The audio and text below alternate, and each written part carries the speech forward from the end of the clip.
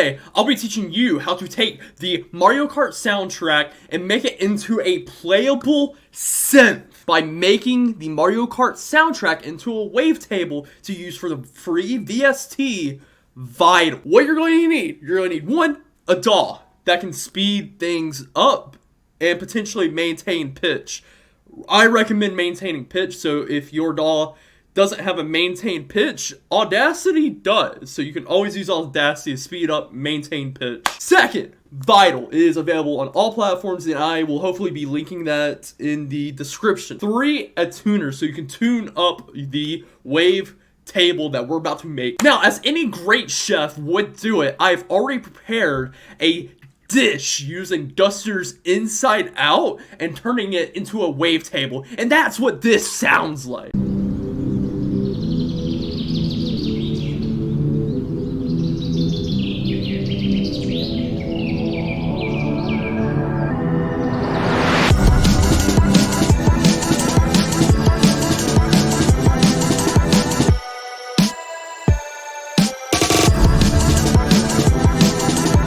Now you're going to download the Mario Kart soundtrack. Legally, I cannot provide you the means in order to do this. However, I believe you're smart enough to somehow figure out a way to get it through very legal means. So we're going to pull up our download that we got from YouTube. That very legal. So now we just dropped this in.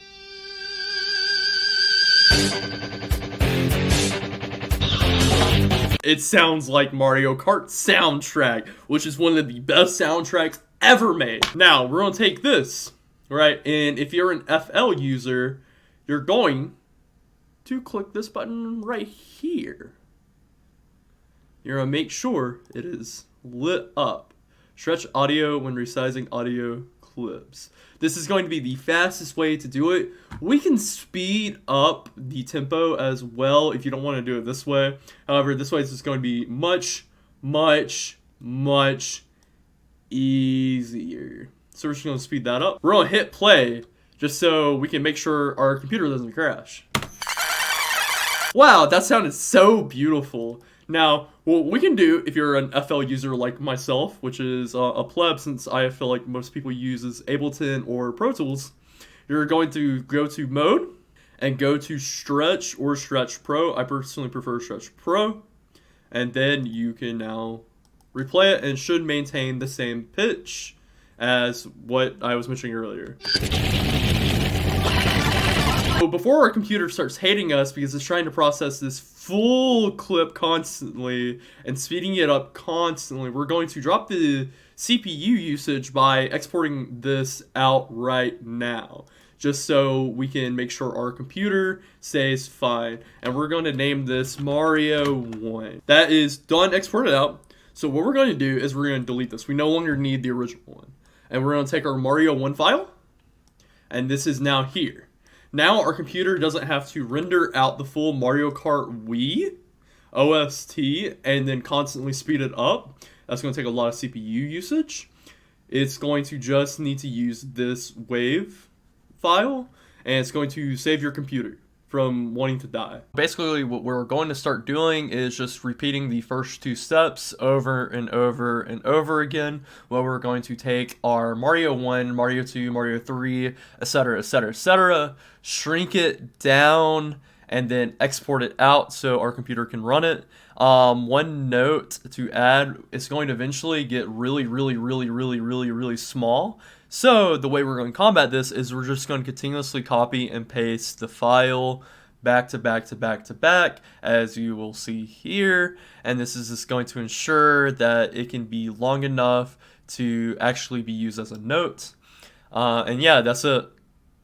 That is how to make the first half of the wavetable. We as a society never ask ourselves, should we do something? We ask ourselves, can we do something? And turning the Mario Kart soundtrack into a square wave at this point is something that we can do. But should we? Yes, cause cybergrind. We have this monstrosity of a sound file. So now we're going to go and render it out as Mario Finale.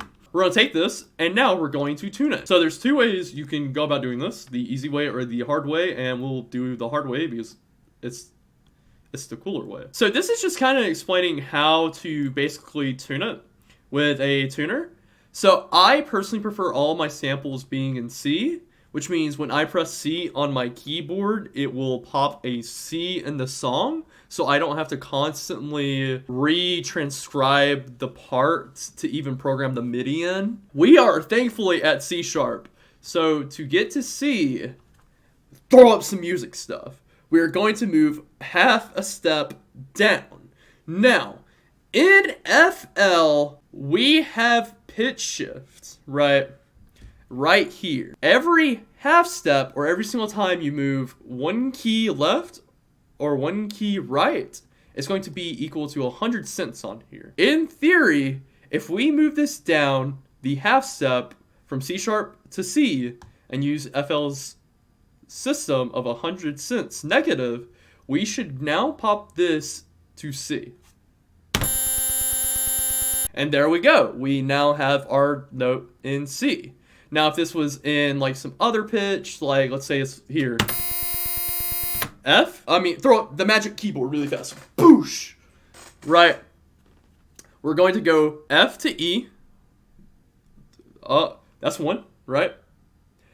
Then E to E flat, that'd be 2. Then E flat to D, that'd be 3. D to D flat, that'd be 4. And from D flat to C, that'd be 5. So we should just take this down 500 cents and we'll get back our C. There we go. So now we're going to export this out as Mario tuned C. So now we're going to pull up Vital. And this is what Vital looks like. And I'm going to move the tuner out the way so you can see better.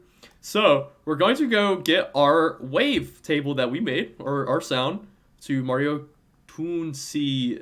I goofed that up. Go and grab it and then throw it as a wave table. And now we get to play a note. Wow. Beautiful. We have made the Mario Kart soundtrack into a playable synth now. Let's listen to see if it sounds mediocre, because we will take that for turning an entire soundtrack into a wave file.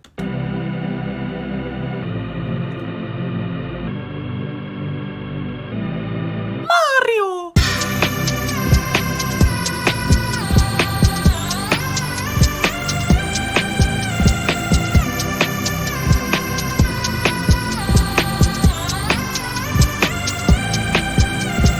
Clearly that wasn't like the best thing since sliced bread, because I spent literally 5 minutes just kind of slapping stuff together. However, this should get like some ideas of like how you can use these types of like weird audio manipulation techniques to make stuff. If you like this video, I think subscribe would help. I'm not sure what I'm doing. This is the first video. If it's awful,